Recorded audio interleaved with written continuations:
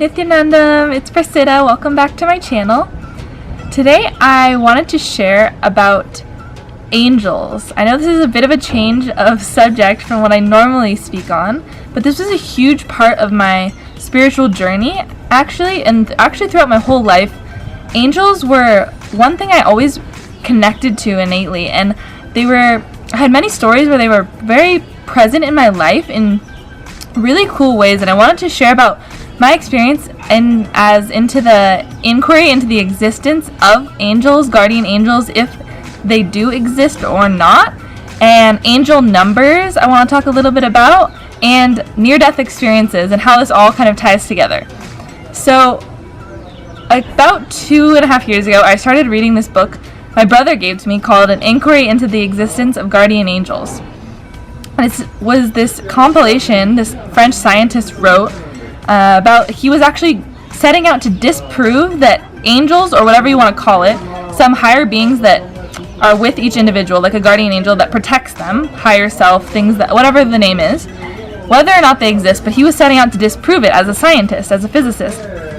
And he realized that in his research there was no book that existed that had accounts from people, of all the people that have said that they've seen or had some experiences with angels. And so he decided, okay, I'm going to go around the world and collect all of these stories. So he ends up writing this book, which is like 300 or 400 different people from around the globe who've never met each other share stories about near-death experiences, and how those near-death experiences led them to have experiences with some force, higher force, protecting them or bringing them back from the dead. And so he goes around, and by the end of the book, he himself, like, you watch his process as he goes through, realizes, oh my god, like, this is so real. Every single person would say things that would just line up to all of these details about what they would see in the afterlife, what their experience was when they were in this moment of death and after death, and then coming back into the body, how they had these crazy experiences that were unexplainable by science, of their lives being saved by some invisible force, all of these kind of things. And so he goes on and writes about how angels, or guardian angels, higher selves, whatever you'd like to call it, they're very interactive with human beings because they're your unique aspect. So they're focused completely on you. The idea is that all their attention is on you. So in regards to like communication with other type of entities or beings, these are especially communicative because they are focused completely on you, and they're basically just waiting for you to speak and communicate with them. So I thought this idea was so cool, and I'll rewind a little bit. As I said, throughout my life, I was actually very connected to angels as a little girl. So I was raised in the Catholic Church, so this was definitely a belief that was the word was very known to me, as it's part of the church beliefs. But when I would go to Mass, actually, on Sundays, I would sometimes see angels as a little girl. When they would ring the bells and things, I would see like the angels come down, and I would sometimes tell like my mom or dad, like, oh, I see the angels, they come down whenever the bells are ringing or whatever. And this was just one little thing, like I just felt always so connected to angels. And then after I read this book, he talks about in this book the idea of angel numbers, right? As I was saying, angels are there, guardian angels, they want to communicate with you because they're just there for you, to like awaken you, to protect you, to help you become your highest self. And then a lot of cultures, a lot of different religions call them your higher self because they're actually, in reality, which I'll get into, really just you, a different embodiment of you, yourself on a different plane, different dimension, right? The idea is of angel numbers is it's a way to communicate with angels in the material plane. So you can pick any number, because numbers is an easy thing to see signs around you, right? So you could say, don't pick a single digit, obviously, then nothing would be obvious if you just saw 1 everywhere or 2 everywhere. But it's a double or triple digit number. So you could pick 42. This is what I picked. And obviously you say, okay, I'll use 42. And I'm just going to put questions out into the universe and see how the universe responds. So he himself started doing this and seeing how in crazy obvious ways his guardian angels, his higher self, started communicating with him. And he actually had a crazy experience where one actually saved his life, and he was mind blown because of course he's coming from this logical scientific perspective. So anyway, in my own personal experience, when I was living abroad, I decided when I started doing this, I said, okay, I'm going to pick this number. Now and I was like, okay, I'm going to have fun with this.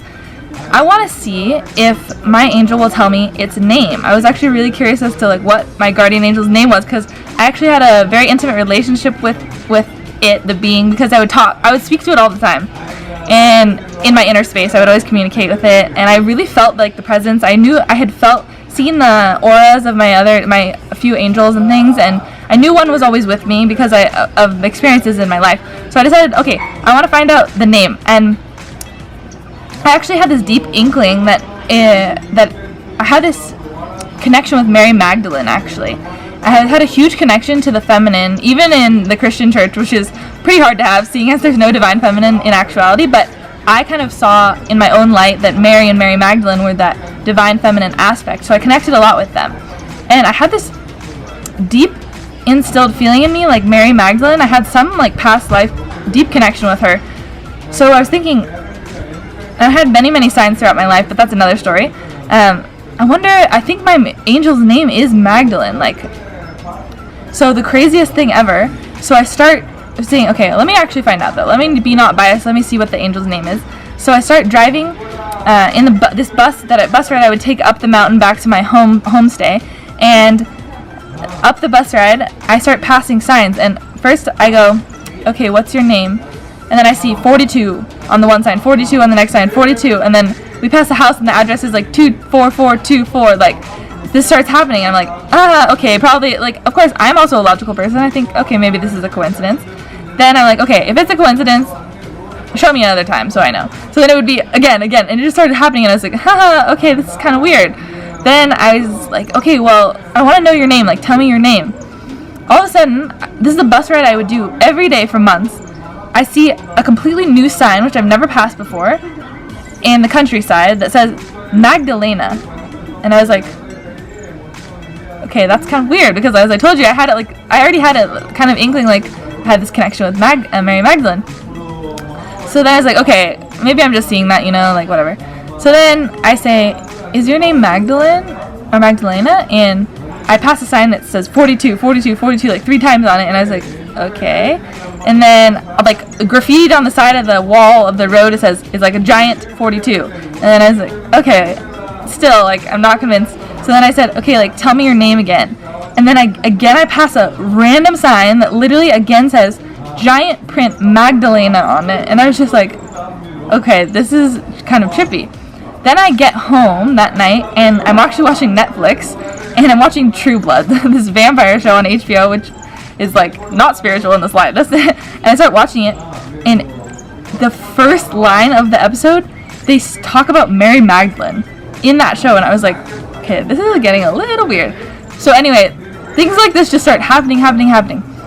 These are just small synchronicities, but I want to share one like very tangible story about my experience with my own guardian angel, or higher self, or the divine protecting my life, and it was actually a miracle. So in high school, one day I was driving to my usual route to school, and I was passing out, 2 giant trucks were next to me, and some lady came out of a neighborhood and T-boned me, and my car got completely totaled. It was the first accident I've ever been in. It was a really bad accident. They had to close the whole street. I was like in my car, I had to start crying because I was like really scared. I was sitting in the seat. My whole car smashed in, and I'm like, oh God, what's happening? I didn't know. And the police come, the ambulance comes, everything, and they come to me and they're like, are you okay? Like, what happened? Blah, blah, blah. I'm like, yeah, I'm okay. I think, like, nothing happened to you. I was like, no, like, I'm totally fine. I feel okay. And they were like, that's a miracle, because your car is totaled. Like, you should be severely injured. By the looks of your car, you should be very hurt.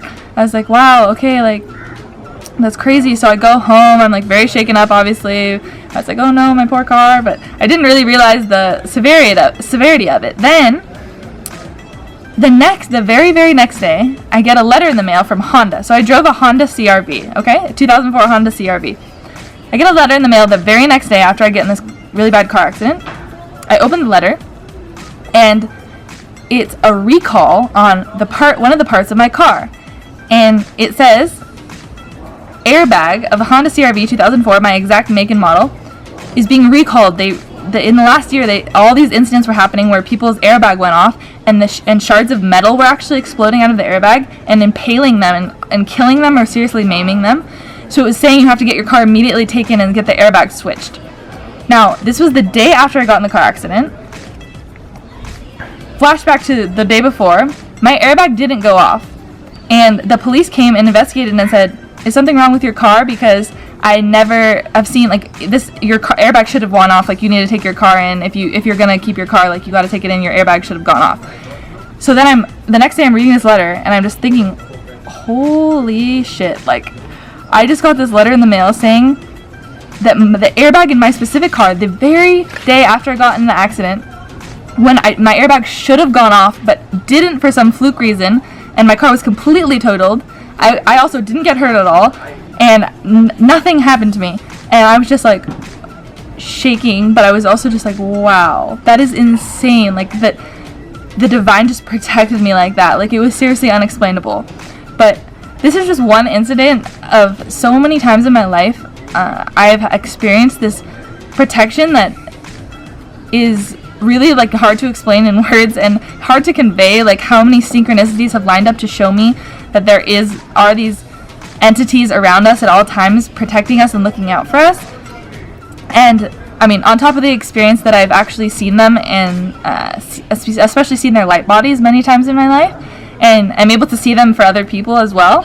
So guardian angels are just so interesting to look into, and as I said, they're just waiting to communicate with you because they're specifically for you. They're for your highest good and your protection, to keep your physical body safe, but also to help elevate your consciousness to the next level. So definitely try out playing with angel numbers. Look more into this because it is so cool once you start having your own experiences. You can listen to me talk all you want, but have your own experiences because it is just so awesome to witness what actually starts playing out with this in this other dimension, another plane of existence. So thank you guys so much for listening, and I'll get back to you soon. Nityananda.